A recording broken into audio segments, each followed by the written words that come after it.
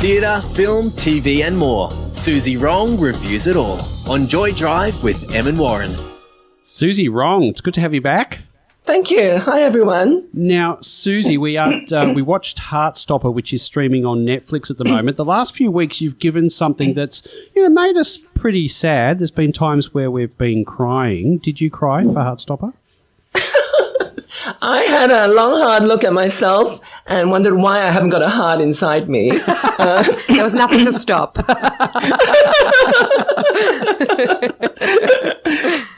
Yeah, because it brought me back to my sort of, teenage years, which is like, what's that, 30 years ago, and thought about how much I've changed. So maybe I should talk about what this is. Excuse me. The story takes place in a high school somewhere in England. Charlie and Nick, our 15-year-old boys, sat next to each other in class. They couldn't be more different from one another. Charlie came out a year ago and is the only gay in school. Nick, on the other hand, is the best player in the rugby team. When their relationship develops into something more than friends, it gets complicated. In the new Netflix series Heartstopper, Charlie has to keep their romance a secret as Nick wrestles with his own sexual identity. It is commendable that although it is the same-sex relationship at the core of Heartstopper, Nick is depicted as bisexual. I love that our young are given the opportunity to see themselves in a myriad of possibilities. In fact, there is a trans character in the show, there are lesbian characters, and some very fierce allies, many of them people of color. We also see a lot of homophobia, which is important so that teenagers understand that coming out can be very difficult and that some people will need more time than others. I have mixed feelings, however, about the highly normative/monogamous nature of how sexuality and relationships are portrayed in Heartstopper. Yes, it is very lovely to see the kids pair up, but I wonder if it is healthy to teach that is the one and only way to experience fulfillment. We can be all colors of the rainbow, but we really don't have to follow in our straight parents' footsteps. Em and Warren, are you romantic types? I am absolutely a hopeless romantic, Suzy. I'm not going to lie to you. I'm really sorry, but that's who I am. We also had a message in from someone as you were speaking, Suzy, that says, it was such a great show. We binged all 8 episodes last night. So there are some... It's really bingeable. It's very bingeable. Em was saying earlier that she's the sort of person that in her one-night stand days would fall in love with the person the next day. I don't know. But Em is considerably younger than us.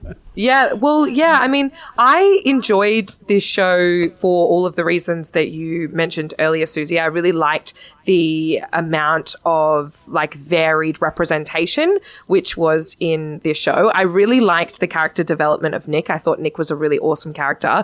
And I love, love, love that it featured a bisexual storyline. That was so good. I think that that's the type of storyline I want to see more of in especially shows like this, which are catering to a younger audience.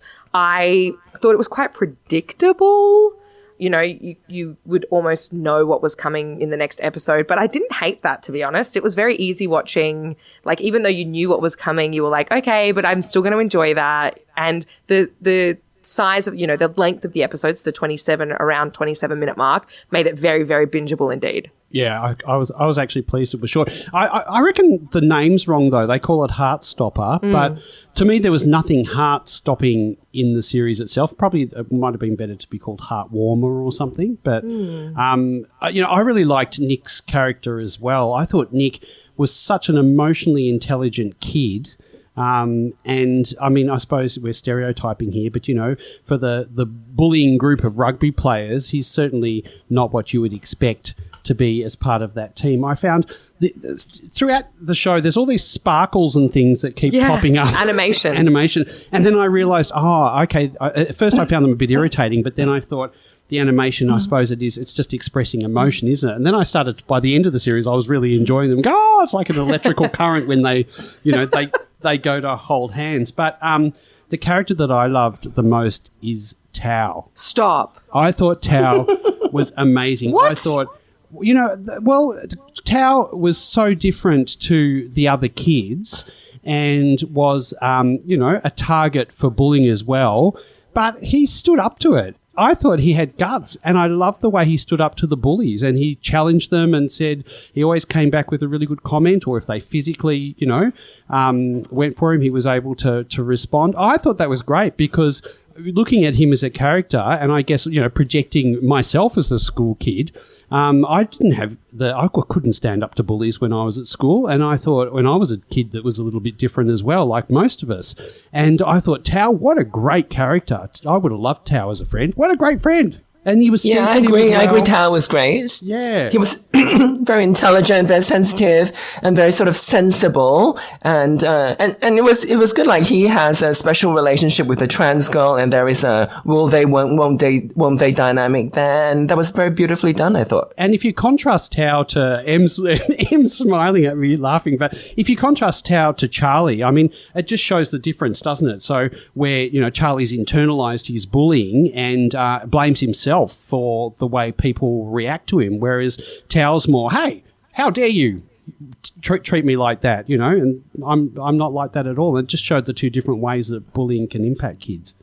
Yeah, without showing him to be, aspirational of being anyone else. Like, he didn't want to be one of the rugby boys, and he didn't feel like he needed to pretend to be gay or something to belong. It was great.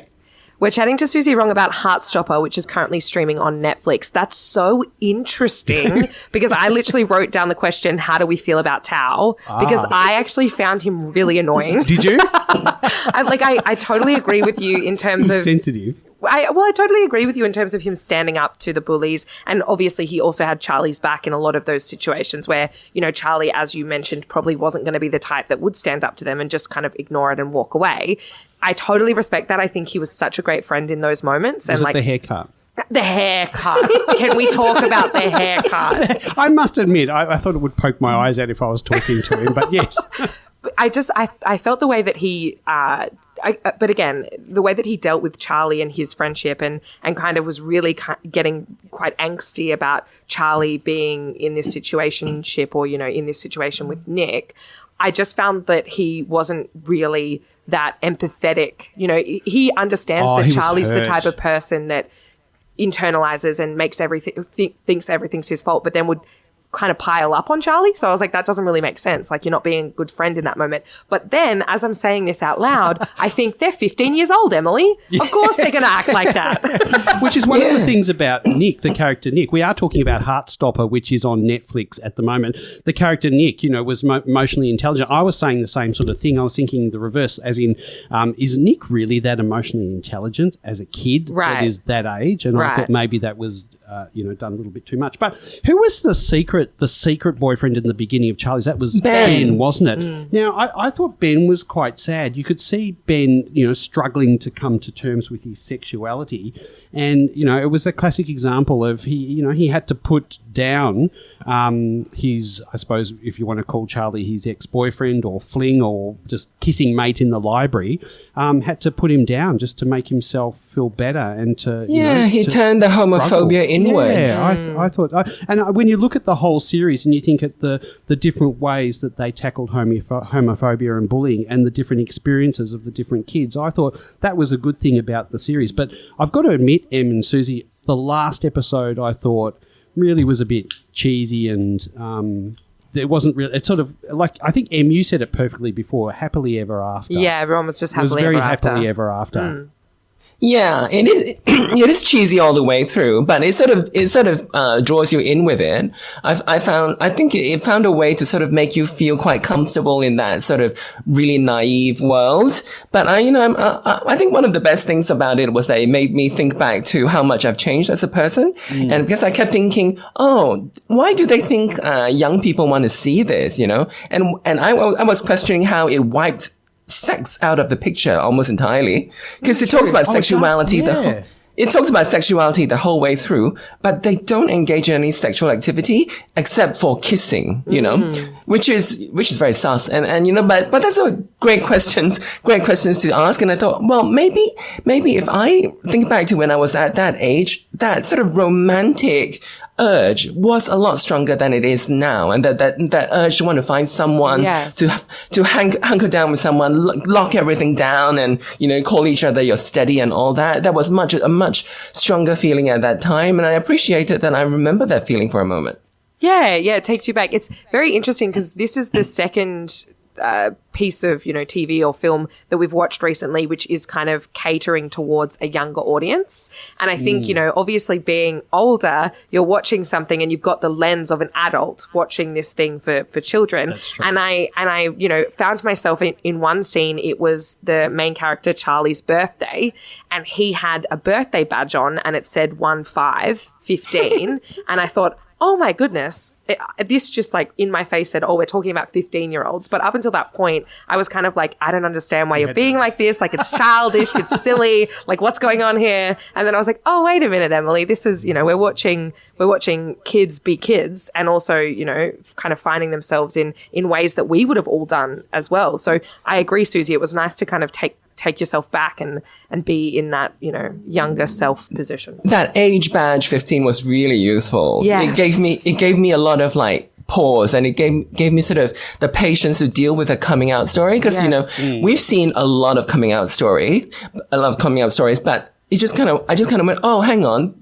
He's 15 years old. Yes. He is way ahead of the curve. You should have some patience for his story. Because usually we watch people in their 30s, 40s struggling, and I'm thinking like, oh, I don't have time for that. But this one is, and this is really good. Like he's thinking about it in quite a sophisticated way, and it was good to see him rely on all the information available online, and to get him to a place where he felt like there was some resonance, some honesty there. I think that bit about the coming out was actually handled really well. Well, but the other thing that just talking on what you're saying, Em, about watching it through the lens of as an adult, is how refreshing is it? And this was the same with the previous series we watched. How refreshing is it to see that people are having relationships, having gay relationships, lesbian relationships, all sorts of relationships at school. And when I was a kid, no one was out. I wasn't out. No one was out at school. And it's really nice to see that people can be out, even though there were still challenges that were presented.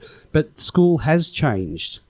Yeah. And you know how the girls came out via Instagram? Yeah. It's a completely different world. And, Exactly. and obviously it is as simple as that, as easy as that, if that's the choice that you want to do, want to make. But back in our day, even if you wanted to come out, how would you even do it? No, it wasn't even thinkable. But and it's interesting because the girls come out. I don't want to spoil it, but the girls do come out on Instagram, and then of course they do have some reactions that there still is that this marked a change for what school was like when we were kids to what it is now. Is they came out and they didn't expect to get some of the reactions that they got, whereas when we did it, we would have expected those reactions and we would have got them. I think that this series, and also First Day, which is the other series that we watched recently about younger people, I think it also really highlights the importance of technology. You've got Nick scrolling, am I gay? Am I bisexual? And actually being able to find like resources of, That's right. videos, and the same in First Day. Like Hannah got to, was watching these videos and trying to like come to terms with their own emotion, but also have this connection via technology, which is something that, of course, in previous iterations of a coming out story, that wouldn't have been a part of it at all. I remember, it's really interesting, Em, that you say that, because I remember as a teenager going to the local newsagent and buying a copy of Outrage, the magazine, and which was in a brown paper bag, and then taking it home, and that was how I was learning about what it was like to be gay. And it is such a difference as well. Absolutely. We are, of course, talking about Heartstopper, which is streaming now on Netflix. Suzy, what's our homework for next week? Ellie and Abby is an Australian feature film now available on SBS On Demand. Ellie is struggling to ask her classmate Abby to their school formal when her dead Aunt Tara shows up to offer her advice. A bit of supernatural comedy. That's Ellie and Abby on SBS On Demand. We'll look forward to it. When will we see you next? I'll see you next Tuesday. Thanks, Suzy. Thank you. Bye.